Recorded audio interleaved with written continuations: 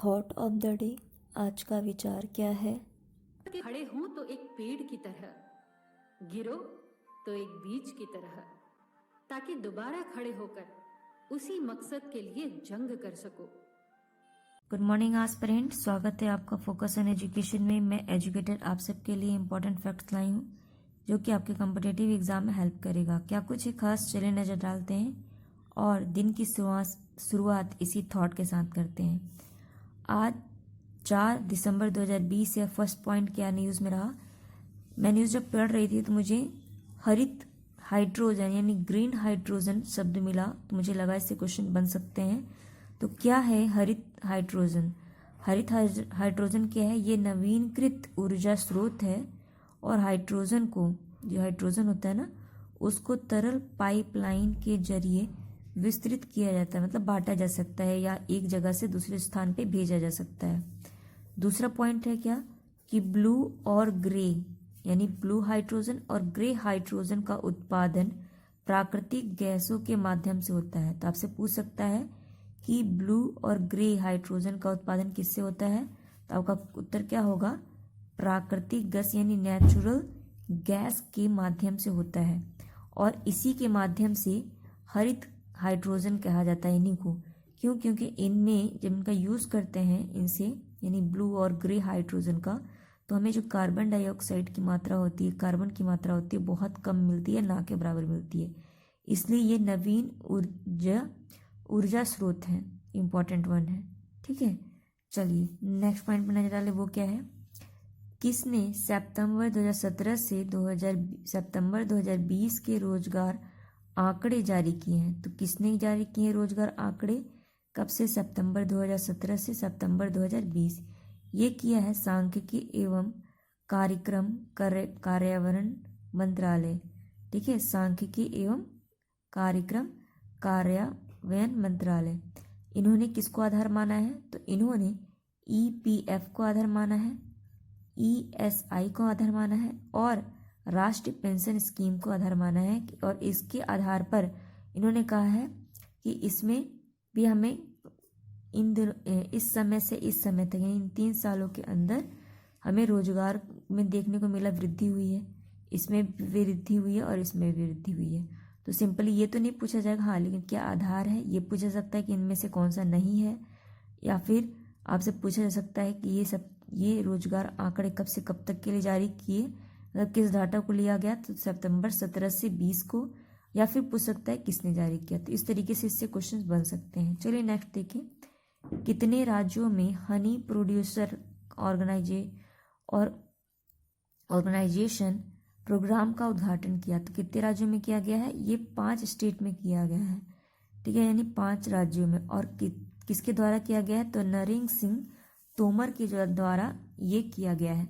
चलिए next point पर नजर डालिए। वो क्या है? वो है आपका किस राज्य ने RT-PCR टेस्ट की दर घटाने की घोषणा की है? ये किया है दिल्ली ने। RT-PCR टेस्ट क्या होता है? ये कोविड-19 का टेस्ट है। पहले इसमें ज़्यादा पैसे लग रहे थे लेकिन अब इसकी रेट को घटा दिया गया है, जैसे कि ज़्यादा से ज़्यादा लोग इसमें आ सके। नेक्स्ट पॉइंट क्या है कि फाइजर वैक्सीन, क्या नाम है? फाइजर वैक्सीन को मंजूरी देने वाला पहला कौन सा देश बन गया? तो फाइजर वैक्सीन को UK द्वारा मंजूरी दे दी गई और इन्होंने कहा कि ये 95 पॉइंट तक सक्सेसफुल रहा है। तो इसने सबसे पहली मंजूरी किसने दी है? फाइजर वैक्सीन को। ये फाइजर वैक्सीन किस चीज़ की वैक्सीन है? कोविड की ही। और ये यूके ने दिया। ठीक है, चलिए नेक्स्ट पॉइंट पर नजर डालें। वो क्या है? ये है आपका मिशन ओलंपिक इकाई ने किस खिलाड़ी को अमेरिका में 1 महीने के प्रशिक्षण शिविर की घोषणा की मंजूरी दे दी? यानी अब वहाँ जाके वो प्रशिक्षित दे सकते हैं 1 महीने के लिए। किसको दिया है? बजरंग पुनिया जी को दिया है। ठीक है, नेक्स्ट पॉइंट क्या है? किस राज्य ने तिरुमाला पहाड़ी पर बस चलाने की बात कही है? और सिंपल ऐसे नहीं पूछेगा आपसे, ये पूछेगा तिरुमाला पहाड़ी कहाँ पर है। ठीक है, आपसे यही पूछेगा तिरुमाला पहाड़ी कहाँ पाई जाती है? तो ये कहाँ पाई जाती है? आंध्र प्रदेश में पाई जाती है।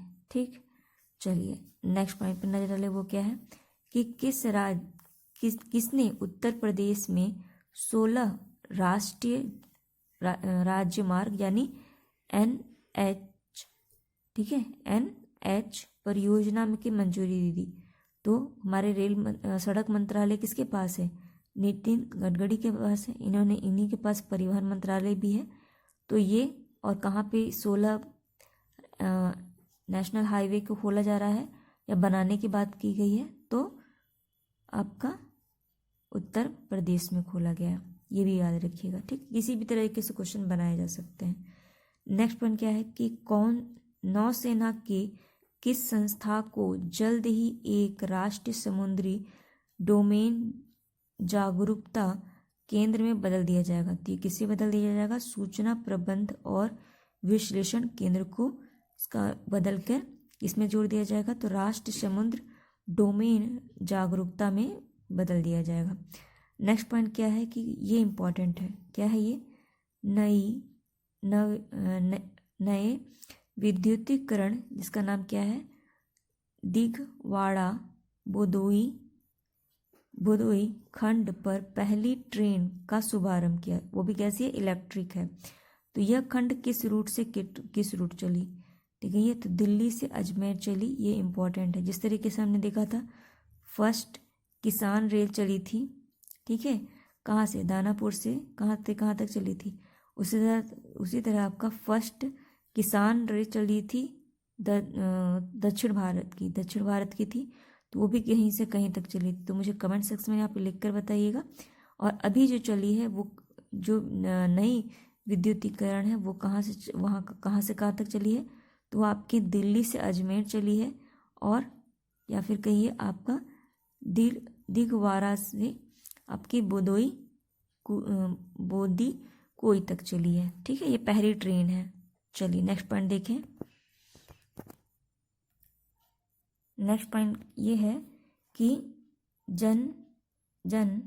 जन्म साखी, क्या नाम है? जन्म साखी का संबंध किसके जीवन से है? तो जन्म साखी का संबंध गुरु नानक जी के से है। और गुरु नानक जी कौन थे? तो सिखों के पहले गुरु थे। कौन? गुरु नानक जी।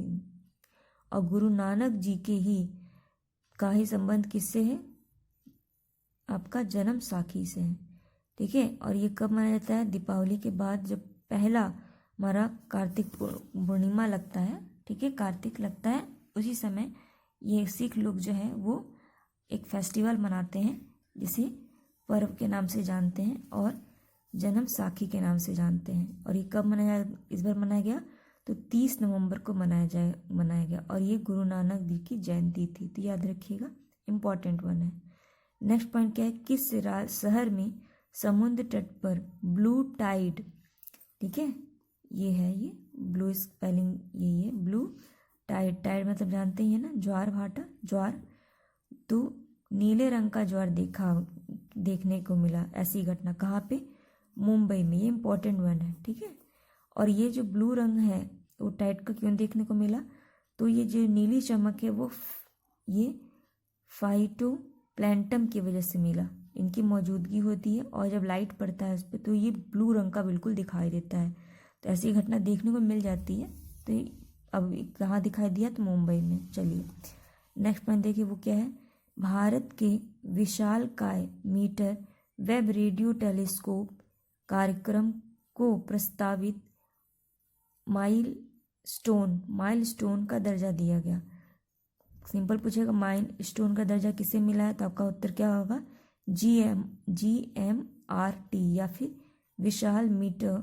विशालकाय मीटर वेब रिकॉर्ड टेलीस्कोप। और ये भारत से कब तक कितने कार्यक्रम या योजनाओं को यह दर्ज किया गया चुका है? तो ये अब तक मतलब ये जो माइलस्टोन है वो अब तक कितनी बार दिया जा चुका है? तो 3 बार दिया चुका है। ऐसा नहीं कि सिर्फ इसी को, अलग अलग फील्ड में अलग अलग लोगों को माइलस्टोन का नाम दिया गया है। ठीक है, अभी तीसरे की बार किसको दिया गया? तो GMRT को। नेक्स्ट पॉइंट क्या है कि भारतीय प्रतिस्पर्धा आयोग, जिसे कि हम CCI के नाम से जानते हैं, की स्थापना कब हुई थी? तो 2003 में हुई थी। इस प्रस्ताव लाने वाले हैं ना, इसलिए ये आया है न्यूज़ में। तो इम्पोर्टेंट है कि कब इसकी स्थापना हुई, आपको पता होना चाहिए। नेक्स्ट क्या है, किस देश में ऑल वुमेन मीडिया टीम, यानी जो मीडिया की टीम है, ठीक है, उसमें पूरी की पूरी तरीके से वुमेन पार्टिसिपेट होंगी, वुमेन ही रहेंगी, को नियुक्त करेगा। तो कौन सा देश करेगा, तो यूएसए करेगा। और वहाँ के पीएम कौन है आपके, सॉरी पीएम कह रहे, प्रेसिडेंट कौन है, तो आपके बॉब्डे जी हैं, ठीक है, सॉरी बैडिन जी हैं, सॉरी बैडिन अंकल है, तो बैडिन है, ठीक है, याद रखिएगा। चलिए नेक्स्ट पॉइंट देखिए, ये कुछ रैंकिंग टाइप का है, उसे देख लें कि किस देश में डाटा फ्लो सबसे ज़्यादा देखने को मिल रहा है। डाटा फ्लो का मतलब क्या होता है कि ए कंट्री से बी कंट्री में कितनी चीज़ें देखी जा रही हैं, या डाटा भेजा जा रहा है, और या फिर यहाँ से यहाँ भेजा जा रहा है, तो उसे क्या कहते हैं, डाटा फ्लो। तो सबसे ज़्यादा जो डाटा फ्लो देखा जा रहा है वो चाइना के लिए है, उसके बाद यूएसए, फिर आपका यूके, और चौथे नंबर पे कौन आ गया, इंडिया। और ये सर्वे जो है निकी सर्वे के द्वारा निकाला गया, और इसको नापा कैसे जाता है, तो आपकी MBPS से नापा जाता है। तो ये भी इम्पोर्टेंट पॉइंट है, इस सर्वे को भी ध्यान रखिएगा, पूछ सकता है। नेक्स्ट जो पॉइंट है ये न्यूज़ में रहा, ये क्या थी, जोगिनी प्रैक्टिस या फिर कहीं देवी दासी। तो देवदासी और जोगनी प्रैक्टिस ये किस राज्य में प्रतिबंधित है, तो ये तमिलनाडु में प्रतिबंधित है। कब से प्रतिबंधित है वो, जब तमिलनाडु और आंध्र प्रदेश साथ है तब से प्रतिबंध है, यानी 1988 से ही प्रतिबंधित है। अभी जो जोगनी प्रैक्टिस है उसमें एक फीमेल को देवदासी बनाया जा रहा था, तो उसको बचा लिया गया, मतलब उसको उस रूल से हटा दिया गया नॉर्मल ज़िंदगी जीने के लिए। तो ये न्यूज़ में फिर से आ गया, ठीक है। तो ये याद रखिएगा, ये कहाँ का है, तमिलनाडु आपका आंसर होना चाहिए। नेक्स्ट पॉइंट, ये भी एक आपका इंडेक्स है, ग्लोबल थिएटर इंडेक्स 2020 में भारत का क्या स्थान है। तो भारत का जो मोस्ट इफेक्टिव कंट्री है, ठीक है, सबसे ज़्यादा टेररिज्म देखने को जहाँ मिला, इफेक्ट हुए जो कंट्री, वो 8वां था भारत। 10 की रैंक दी जाती है, आउट ऑफ 10 भारत को 8 पॉइंट मतलब 8वें प्लेस पे मिला। और ये जो रिपोर्ट है वो किसके द्वारा जाती है, the institute for economic and peace के द्वारा। टॉप में कौन रहा, अफगानिस्तान, फिर इराक, फिर नाइजीरिया। और सबसे अगर प्रभावित क्षेत्र को देखा जाए, क्षेत्र को, रीजन को, तो सबसे ज़्यादा प्रभावित साउथ एशिया रहा, फिर आपका नॉर्थ अमेरिका, फिर मिडिल ईस्ट। ये भी पॉइंट याद रखिएगा। तो ये थे कुछ important point aspirant. I hope आपको ये वीडियो पसंद आ रहा होगा। इसे लाइक कीजिए, कमेंट कीजिए, शेयर कीजिए। Thank you aspirant.